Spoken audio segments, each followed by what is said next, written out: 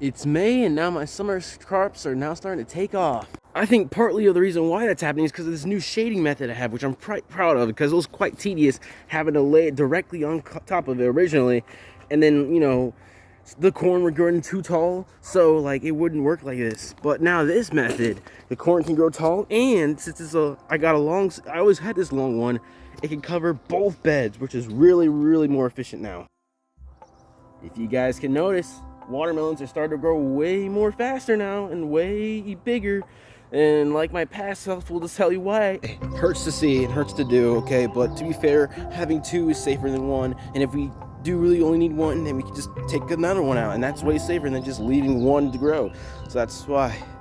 But yeah, there we go. But yeah, you can notice this one's already starting to vine out a little bit. So it's gonna be curious to see if maybe even just one will really take over the entire bed like I was saying.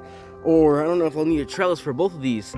Like I said though, that's why it was better for me to do two than one, just in case. But yeah, bro, it's gonna be crazy. And I'm actually really hyped to see. It looks like these leaves are actually gonna get to the size of my hand like squash should do. And so we might be getting a full-size watermelon, or maybe even two. And then there's the corn. All right, it's been a little bit weird. You can see the indoor ones are growing a lot taller. Honestly, I think it's tall enough to the height where I researched, where I need to actually start fertilizing them again, because it honestly looks like now I've gotten a little stunted a little bit. But yeah, even the country gentleman here in the back, that one's getting taller too. So yeah, no longer we're doing the herbicide damage, and no longer have to worry about that too, because they're always gonna be shaded now. But yeah, I think it's about time I start researching how to fertilize, and this is the first time I've ever had to think about that, fertilizing a crop mid-growth. Normally my bed provides enough nutrients, but I think the corn is so heavy of a feeder that I have to provide another set. But yeah, despite that, I unfortunately had to sow two new seeds in, because these two did not last. That one, yeah, I don't know. Just sometimes these ones in the edges went bad, I guess, and not really doing too well. But yeah, I sowed new two seeds, and honestly, yeah, I don't want to talk about this one that much.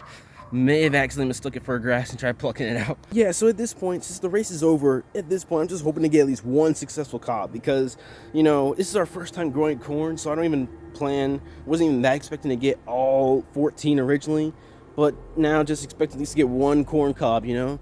And I'm hoping with these indoor sown ones, they're gonna give me that. But even the outdoor one here looks pretty promising. So yeah, at least one is now the goal. Come on.